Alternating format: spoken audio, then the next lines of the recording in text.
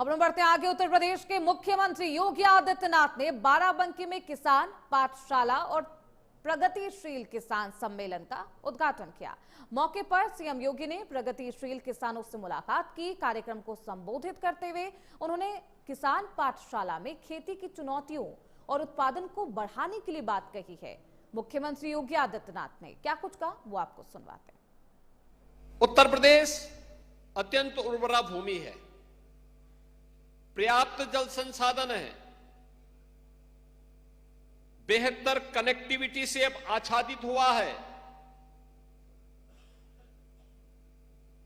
किसान जिन सुविधाओं के लिए पहले तरसता था, आज डबल इंजन सरकार ने उन सभी सुविधाओं से उसे आच्छादित करने का परिणाम है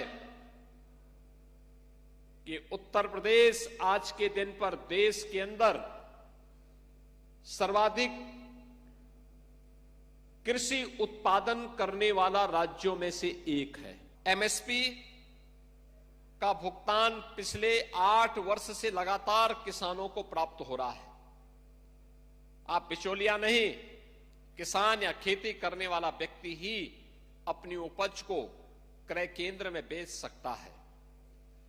अन्नदाता किसानों को सॉइल हेल्थ कार्ड और फसल बीमा की सुविधा हो, गन्ना भुगतान की ऐतिहासिक उपलब्धि हो, कृषि मंडियों और ग्रामीण सड़क नेटवर्क के विस्तार का कार्य हो, वैल्यू चेन स्टोरेज प्रोसेसिंग पर एक बड़े निवेश को आगे बढ़ाने का कार्यक्रम हो, या फिर किसानों को बाजार और निर्यात से जोड़ने का प्रयास।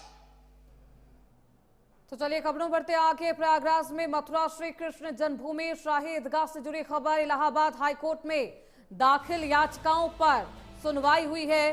हाईकोर्ट में किसी भी वाद पर आज बहस नहीं हुई है। हाईकोर्ट ने अगली तारीख 30 जनवरी नियत की है। मामले की 16 दिसंबर को सुप्रीम कोर्ट में बेहद अहम सुनवाई। तो श्री कृष्ण जन्मभूमि शाही ईदगाह का ये पूरा मामला, इस पूरे विवाद को लेकर लगातार सुनवाई हो रही है। इलाहाबाद हाई कोर्ट में एक बेहद महत्वपूर्ण सुनवाई। इस विवाद से संबंधित 18 दावों की सुनवाई आज की गई है और अदालत में 18 दावों को एक साथ पेश किया गया है।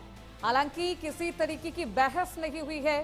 हाईकोर्ट ने अगली तारीख 30 जनवरी नियत की है, यानी कि अगली जो सुनवाई होनी है वो 30 तारीख को होगी। 30 जनवरी को वाद बिंदु पर ध्यान दिया गया है।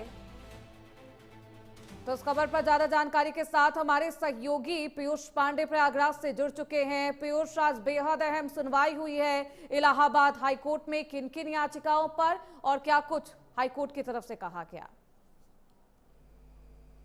जी देखिए, हाईकोर्ट में आज सुनवाई हुई है जिसमें कि आशुतोष जी, जो कि कृष्ण जन्मभूमि ट्रस्ट के अध्यक्ष हैं, उन्होंने एक संशोधन करके याचिका डाली है।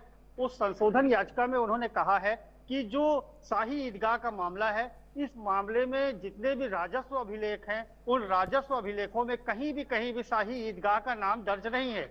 उसमें जो है श्री कृष्ण जन्मभूमि का ही नाम दर्ज है। तो एक तरह से जो 2.5 एकड़ का मामला है जिसको लेकर के विवाद चल रहा है, उस विवाद को लेकर उन्होंने अपना पक्ष रखा है, संशोधित करके याचिका डाली है और कहा है कि जब सरकारी अभिलेखों में, चाहे वो राजस्व विभाग हो, चाहे बिजली विभाग का मीटर हो या और भी कोई विभाग हो, उनमें अगर कहीं भी मुस्लिम पक्ष के जो शाही ईदगाह है उनका नाम दर्ज नहीं है।